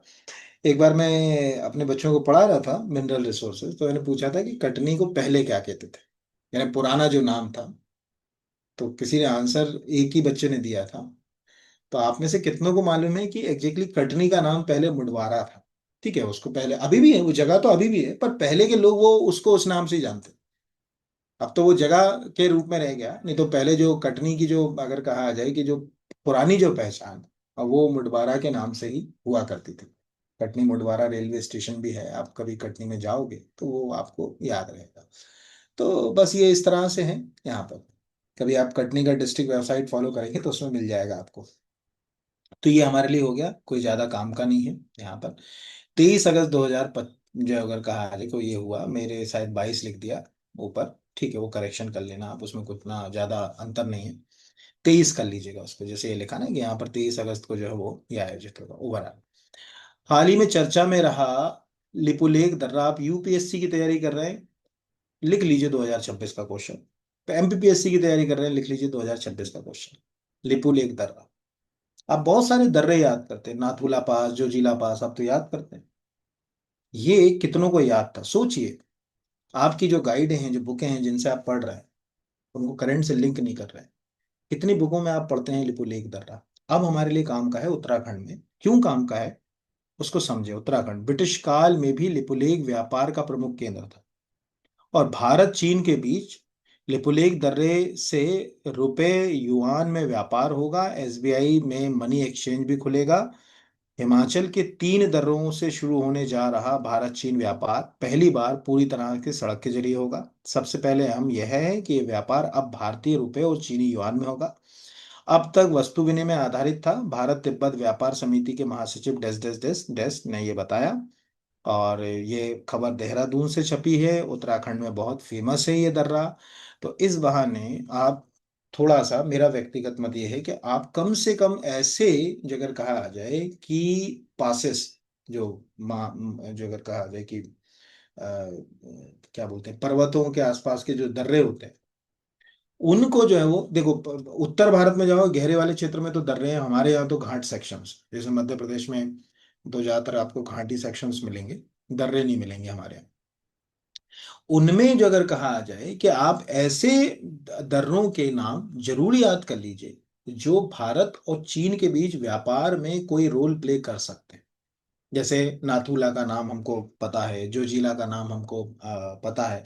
तो आपको पता होना चाहिए कि एक्चुअल वो कहाँ है, इसकी लोकेशन एक बार और कर लीजिए, कॉपी के अंदर जो है वो किसी जगह लिख के रख लीजिए। क्योंकि वो यही पूछेगा कि इनमें से कौन सा जो है वो हिमालयन दर्रा है। एक तरफ लिख देगा दर्रा यानी पास, और एक तरफ लिख देगा स्टेट। जैसे लिख दिया लिपुलेख दर्रा, तो सामने लिख दिया उत्तराखंड, मैच द कॉलम, इनमें से कौन सा जो है वो सही सुमेलित नहीं है। दूसरा लिख दिया, अगर कहा जाए कि नाथुला दर्रा, सामने लिख दिया जो है वो सिक्किम। ऐसे करके जो है अगर कहा जाए वो क्वेश्चन को डिजाइन कर सकता है।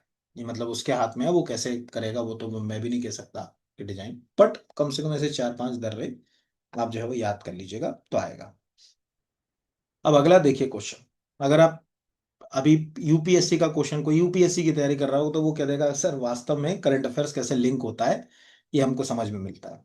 क्षेत्रफल के अनुसार भारत का दूसरा सबसे बड़ा टाइगर रिजर्व कौन सा है? नागार्जुन सागर, श्रीशैलम, सुंदरवन का reserve, Sundarban reserve, Ranthambore, Periyar. Answer इसका है सुंदरवन टाइगर रिजर्व। अब समझिएगा ध्यान से, पहले तो वो बच्चे जो यूपीएससी की तैयारी कर रहे हैं या वो क्वेश्चन को ढूंढें, ठीक है।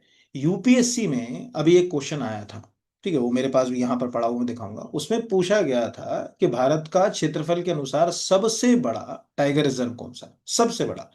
आंसर है नागार्जुन सागर शीशेलम टाइगर रिजर्व। अब दूसरा क्या हो गया, सुंदरवन। तो जिस जगह करंट अफेयर्स में ये आर्टिकल छपा है वहां नागार्जुन सागर शीशेलम, अभी 1 मिनट के लिए रुकिए, मैं आपको एक और अच्छी चीज दिखा देता हूँ इसमें। एक, क्या रोकना इसलिए पड़ता है मुझे कि आर्टिकल, तो ये डाउन टू अर्थ में एक आर्टिकल छपा है। अब ध्यान से देखिएगा इस आर्टिकल में क्या लिखा हुआ है यहाँ पर। इसमें वही बात लिखी है जो यूपीएससी अपने प्री में पूछ चुकी है। यहाँ पर ये लिखा है, इस विस्तार के बाद एसटीआर अब सुंदरवन टाइगर रिजर्व लिख रहा है वो, आकार में आंध्र प्रदेश के नागार्जुन सागर श्रीशैलम टाइगर रिजर्व से थोड़ा पीछे रह गया। और ये भारत के 58 बाघ अभयारण्यों में सातवें से दूसरे सबसे बड़े टाइगर रिजर्व में परिवर्तित हो गया। ये पहला उसने यहाँ, यानी उसने इनडायरेक्टली ये बता दिया है कि भारत का सबसे बड़ा जो टाइगर रिजर्व है क्षेत्रफल के अनुसार, वो नागार्जुन सागर श्रीशैलम है। और ये प्रश्न एमपी यूपीएससी आईएएस में प्री में भी पूछा जा चुका है। तो कई बार क्या लगता है, जैसे यूपीएससी में एक तो ये है कि यार सबसे बड़ा है तो इसलिए भी आ गया होगा, लेकिन क्या हम पूरे टाइगर रिजर्व याद कर पाएंगे? पॉसिबल है हमारे लिए? नहीं, कुछ यूनिक हो जाते हैं उसके कारण। तो अब ये चर्चा में आ गया सुंदरवन, तो आपसे पूछेगा कि भाई जो अगर कहा जाए भारत का दूसरा सबसे बड़ा टाइगर रिजर्व कौन सा है, तब आपको ये आंसर करने में आप जो है वो हेल्प कर सकता है। इस तरह से ये क्वेश्चन जो है वो हमारे लिए इंपॉर्टेंट हो सकता है, इसमें कुछ आ सकता है। फिर मध्य प्रदेश का पहला कंजर्वेशन रिजर्व का नाम क्या है? तो ताप्ती कंजर्वेशन रिजर्व। ये क्वेश्चन एमपी के हिसाब से ठीक है, बहुत ज्यादा इंपॉर्टेंट तो नहीं है। आदिवासियों के हक बरकरार रखेंगे। प्रदेश का पहला कंजर्वेशन रिजर्व बैतूल में, चूंकि ताप्ती का उद्गम ही बैतूल में मुल्ताई के पास से होता है, इसीलिए वो उसका नाम उसी से ताप्ती रखा। तो बैतूल में नाम ताप्ती। यहाँ पर पहले समझें कि क्या है ये। तो लिखा है, प्रदेश का पहला कंजर्वेशन रिजर्व अब बैतूल जिले में बन गया है, इसका नाम ताप्ती कंजर्वेशन रिजर्व रखा गया है। यहाँ पर रखा गया है मुख्यमंत्री मोहन यादव की अध्यक्षता वाले स्टेट वाइल्ड लाइफ बोर्ड। अब आपको एक क्वेश्चन क्या मिल गया यहाँ पर फ्री फोकट का, Madhya Pradesh state wild life board की अध्यक्षता कौन करता है? मुख्य सचिव, मुख्यमंत्री, वन मंत्री। ठीक है, ये अगर कहा जाए क्या, तो मतलब समझिए ना, रिवीजन कैसे करोगे, रिवीजन ऐसे ही। की अध्यक्षता में इसका फैसला लिया गया। अब राज्य सरकार ने इसका नोटिफिकेशन जारी कर दिया गया है। ये रिजर्व बैतूल, भीमपुर, भैंसादही तहसील के जंगलों में फैला है। कुल क्षेत्रफल 250 है। Dash dash dash. ये reserve Satpura tiger reserve, Melghat tiger reserve को जोड़ने वाले वन्य जीव कॉरिडोर की सुरक्षा करेगा, और जनजाति समुदाय के हितों की रक्षा भी इसमें होगी। ये भी एक इसका इम्पोर्टेंट रोल है कि इससे कम से कम वहाँ के जो ट्राइब्स हैं उनको हम उनको भी प्रोटेक्ट करें। इस हिसाब से ये क्वेश्चन जो है वो 3-4 तरीके से लिंक हो गए। बाकी हमारे लिए कोई काम का नहीं। अगस्त 2025 में से निम्नलिखित में से कौन सा देश इंटरनेशनल बिग कैट अलायंस में शामिल हुआ? आंसर है नेपाल। एक तो पहला तो ये है कि जो इंटरनेशनल बिग कैट अलायंस है इसमें अभी देश के बहुत ही कम, जगह कहा आ जाए, देश बोल रहा हूँ, दुनिया के बहुत ही कम देश इसमें शामिल हुए। तो उसमें अगर कोई नया देश आता है, क्योंकि हमने हमारा इनिशिएटिव है बिग कैट अलायंस, तब तो वो जो है वो क्वेश्चन एग्जाम में भी रोल प्ले करता है। तो आज अगर आप देखोगे तो आप कहोगे सर ऐसे छोटे छोटे देश ही, मतलब यही देश शामिल है, ज्यादा तो इसके अंदर जो है वो कोई कंट्री हमको मिली नहीं। अगर हम इसकी ऑफिशियल वेबसाइट पर, ये आधिकारिक वेबसाइट है, इसमें अगर हम सबसे पहले तो जो है वो अगर कहा जाए कि मेंबर कंट्रीज पे जाए, तो मेंबर में आपको दिख रहा है अर्मेनिया है, भूटान है, कंबोडिया है, इथोपिया है। ठीक है। और भी, मतलब इसमें कोई ऐसा आपको बड़ा मेंबर नहीं दिख रहा, वो बहुत बड़े बड़े देश जो अगर कहा जाए, नहीं। नेपाल है यहाँ पर। जैसे इसके अंदर रूस भी हो सकता था, क्योंकि बिग कैट में तो अपने बाघों के लिए तो रूस बहुत फेमस है दुनिया में। बट आपको यहाँ पर अभी आपको वो नाम में नहीं दिख रहा है। ठीक है, तो ये नेपाल अभी इसमें जो है वो शामिल हुआ। बिग कैट्स यानी कैट फैमिली के जो जीव हैं, जैसे tiger, lion, leopard, Puma, Jaguar, चीता और हिम तेंदुआ, इनको बिग कैट कहा जाता है। ये बिग कैट फैमिली के अंदर आती है। आपको जो दिख रही है 3 और 3, 6 और 7, इस तरह से। और चूंकि भारत के प्रयासों से 2023 में ये प्रक्रिया शुरू हुई, international big cat alliance launched by the prime minister of India on 9 April 2023, इसीलिए ये महत्वपूर्ण प्रश्न हो जाता है। तो उस हिसाब से आंसर जो है वो नेपाल हमारे लिए काम का है। बाकी तो हमारे कोई और इसमें कुछ काम का है नहीं यहाँ पर। इस तरह से इस वीक के करंट अफेयर्स के टॉपिक हो गए। कुछ टॉपिक्स मैंने एमसीक्यू नहीं बनाए, लेकिन आपको रिवाइज करा दे रहा हूँ, जिससे कि कम से कम कोई क्वेश्चन आए तो वो आपको ये। इसको मैं नेक्स्ट वीक के 6 बोलियों के साहित्यकारों को मिला सम्मान, दोषी भी पुरस्कार पुरस्कृत, तो ये मैं अगले वीक का जो करंट अफेयर्स आएगा, अभी मैं नेक्स्ट वीक से करंट अफेयर संभवतः गुरुवार को ही लाने की कोशिश करूंगा आपका। हर वीक गुरुवार के गुरुवार ही करेंगे। उसमें ये क्वेश्चन मैं आपको कराऊंगा। काफी लेंदी हो रहा था तो मैंने कहा इसको समझाने में मुझे 10-12 मिनट लग जाएंगे, तो वीडियो एक्चुअल क्या मैं सोचता हूँ कि वीडियो आपका 1 घंटे में खत्म हो जाए। क्योंकि जब मैंने देखा कि 1.5 घंटे का बना दूं तो लोग देखते ही नहीं, उनको लगता है कि अरे बाप रे 1.5 घंटे का करंट अफेयर्स पढ़ा रहा व्यक्ति, क्या पढ़ा रहा होगा। तो मेरे साथ मजबूरी हो गई कि मुझे तो कई बार ये समझ ही नहीं आता कि मैं ज्यादा चीजों को विस्तार से उसको अप्रोच से पढ़ा रहा हूँ, तो सही कर रहा हूँ कि गलत कर रहा हूँ, मतलब नीड है कि नहीं है, किसी को वो बड़ा उलझन है।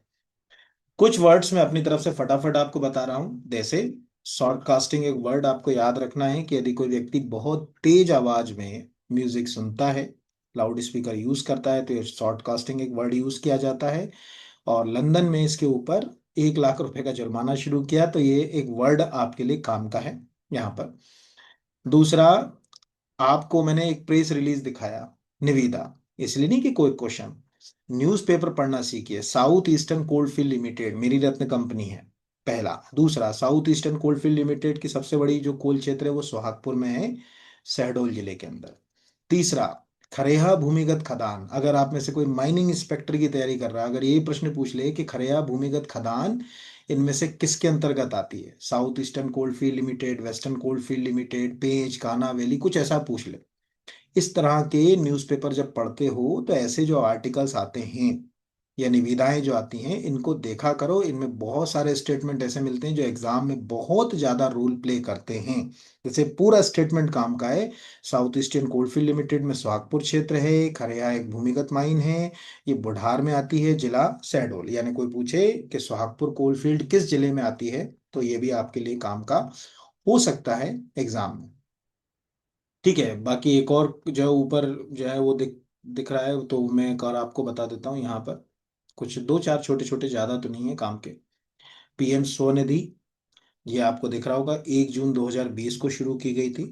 अभी इसको सरकार ने 5 साल के लिए एक्सटेंड कर लिया, मार्च 2030 तक। तो कभी पूछ ले कि पीएम स्वनिधि को कब तक के लिए बढ़ाया गया, 2030 तक, तो वो भी आपके लिए काम का है। आखिरी जो क्वेश्चन है मेरा, कि अगर आप समाचार पत्र पढ़ते हैं तो कैसे पढ़ते हैं, देखिए ध्यान से, इसका करंट अफेयर से कोई कंसर्न नहीं। समाचार पत्र में एक आर्टिकल आया, सेबी अब फेसबुक गूगल से अवैध स्टॉक टिप्स के पोस्ट हटवा रहा। यहाँ दो कीवर्ड यूज किए गए। पहला वर्ड किया गया मल्टी बैनर, अगर कहा जाए स्टॉक्स, तो लिखा हुआ है कि व्हाट्सएप, टेलीग्राम, यूट्यूब और टीवी के जरिए पक्के मुनाफे, ठीक है, या मल्टी बैनर स्टॉक्स जैसे भ्रामक दावों से छोटे। तो ये एक तो सेबी के लिए जो अगर कहा जाए टर्म हो गई कि किसमें ये टर्म्स का यूज जो है वो किया जाएगा यहाँ पर। दूसरा मतलब ये छोटे छोटे। दूसरा है पेनी शेयर, का मतलब क्या होता है, बहुत ही छोटे, एक एक दो दो रुपए, 50 पैसे 25 पैसे वाले जो शेयर होते हैं उनको हम लोग पेनी शेयर कहते हैं। ये भी एक क्वेश्चन आ गया कि बहुत कम मूल्य के शेयरों को क्या नाम से जाना जाता है। इसका करंट अफेयर से कोई लेना देना नहीं, लेकिन मैंने आपको इसलिए बताया कि जब हम अपने आसपास की चीजों को पढ़ते हैं तो हमें कम से कम ये पता होना चाहिए कि यार उनसे क्या क्वेश्चन जो है वो बन सकते हैं, उनके क्या जो है वो क्वेश्चंस के जो नेचर्स होंगे, वो सब जो है वो हमको एग्जाम में जो है वो पूछे जा सकते हैं।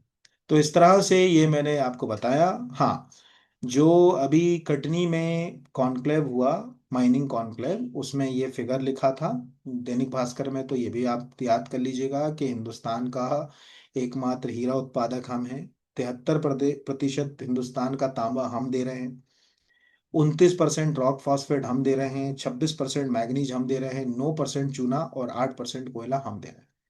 ये उसमें लिखा हुआ था दैनिक भास्कर में, पूरा फ्रंट पेज पे उन्होंने आर्टिकल छापा था। तो मैंने कहा यार चलो ठीक है, इसको भी लगा दिया जाए, तो कहीं कोई क्वेश्चन होगा तो बन जाएगा। बाकी तो कुछ ऐसा है नहीं जो छूट रहा हो यहाँ पर। एक यूनिक और चीज, जैसे आप सबको मालूम है, ये मैंने अपनी जगह कहा जाए कि क्या मैं करंट अफेयर दो तरह से, एक आपको एमसीक्यू के फॉर्म में पढ़ाता हूँ, एक डिस्क्रिप्टिव में। तो डिस्क्रिप्टिव वाले में ये सब चीजें भी पढ़ा देता हूँ साथ में, आपके वाले में भी कोशिश करता हूँ, लेकिन बच्चों को लगता है कि करंट के साथ ये क्यों पढ़ा रहे हैं, इसलिए मैं उसको थोड़ा अवॉइड भी करता हूँ। अब यहाँ पर दिख रहा है कि मुख्यमंत्री डॉक्टर यादव ने कहा कि 1930 में आज के दिन, ये खबर है 22 अगस्त की, क्या काम की वो समझिएगा। आज के दिन ही बैतूल में ब्रिटिश हुकूमत के विरुद्ध जनजातीय नायक श्रद्धेय गंजन सिंह कोरकू ने जंगल सत्याग्रह प्रारंभ किया। ये सबको रटा हुआ है। यहाँ पर अगर कहा जाए कि भाई जो है वो बैतूल में जंगल सत्याग्रह किसके नेतृत्व में हुआ, गंजन सिंह कोरकू के नेतृत्व में। अब यहाँ पर एक यूनिक क्वेश्चन जो मिल रहा है यहाँ पर, कोवा गोंड और बूचा कोरकू। अब आपको प्रश्न करता, अगर 2026 के पीएससी प्री में ये पूछ ले कि कोबा गोंड और बूचा कोरकू, कोबा गोंड और बूचा कोरकू किस सत्याग्रह में शामिल थे, बैतूल जंगल सत्याग्रह, सिवनी जो सत्याग्रह, या कुछ और, अगर यार ये नाम ही नहीं सुने। जैसे पिछली बार लूका लोहार वाला जो क्वेश्चन आया था, मुका लोहार वाला सॉरी, वो क्वेश्चन कैसे आया कभी आपने देखा? तो मेरी एक ये ड्राइव्स वाली फाइल है, उस फाइल में मैं पोस्टर भी लगाता हूँ बच्चों के लिए, उसमें पोस्टर में भी वो नाम है, मैं दिखाता हूँ कि प्रश्न कहाँ से आते हैं। वहां पर पोस्टर में भी वो चीज जो है देखी, देखो ध्यान से। अब जैसे ये पिछले साल जो क्वेश्चन आया था यहाँ पर, ये क्वेश्चन जैसे ये मैंने मुड्डो भाई का लिखा था उसमें, तो जैसे मैंने ये लिखवाया था कि 1930 में जंगल सत्याग्रह पर प्रदीप उइके ने फिल्म भी बनाई थी, न्यूज में भी। उस समय ये पोस्टर भी मध्य प्रदेश, ये ऑफिशियल पोस्टर है मध्य प्रदेश शासन का, आपको दिख रहा होगा जनसंपर्क। इसमें लिखा है कि देश की आज़ादी के लिए मध्य प्रदेश के शिमली जिले के टुरिया में जंगल सत्याग्रह जो है वो टूरी जंगल सत्याग्रह शुरू हुआ, चंदन के बगीचे में घास काटने वाला यहाँ पर। स्वतंत्रता संग्राम सेना का आभार व्यक्त किया, और सत्याग्रह ने श्री मूका ने अंग्रेजों को इस आंदोलन की सूचना दी, ठीक है यहाँ पर। और तत्कालीन deputy commissioner dash dash dash dash, और ये सब पूरा स्टोरी लिखा है।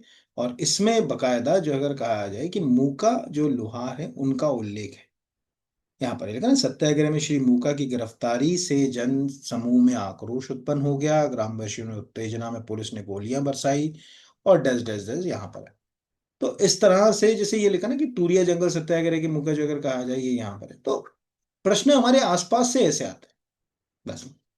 तो चलिए, बहुत धन्यवाद आप सबका। अगर आप एमपी एफएसओ की तैयारी कर रहे हैं तो एक बहुत ही शानदार कोर्स, और उसका सबसे सरल तरीका है कि आप एक काम करिए, एमपीपीएस मेरा ये मतलब ऐप डाउनलोड करिए, बीआर एकेडमी का, और नीचे स्टोर पे क्लिक कीजिए, इस कोर्स पे जाइए, पार्ट बी में जाइए।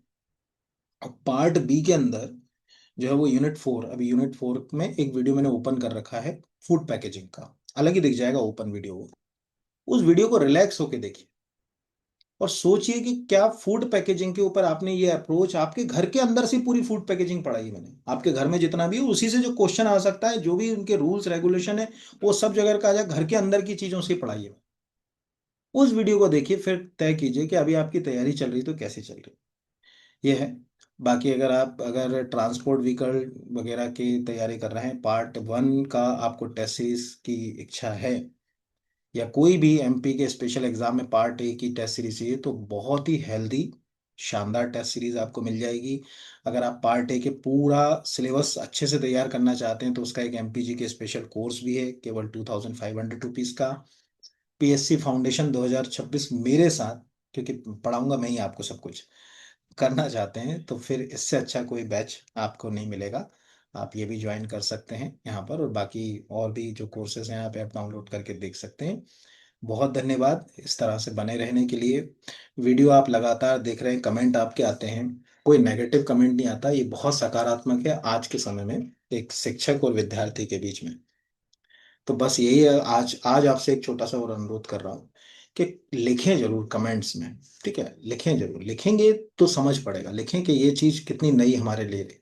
आज आपने जैसे सीखा, तो क्या नया सीखा, क्या आपको काम आया, अपना अनुभव भी साझा करिए, कोई बुराई नहीं उस अनुभव से, जो अगर कहा जाए दूसरों को भी सहायता मिलेगी और खुद को भी उत्साह मिलेगा। और सबसे बड़ा उत्साह तो मुझे मिलेगा, क्योंकि और मैं आपके लिए बेहतर से बेहतर की कोशिश करूंगा। धन्यवाद आप सबको।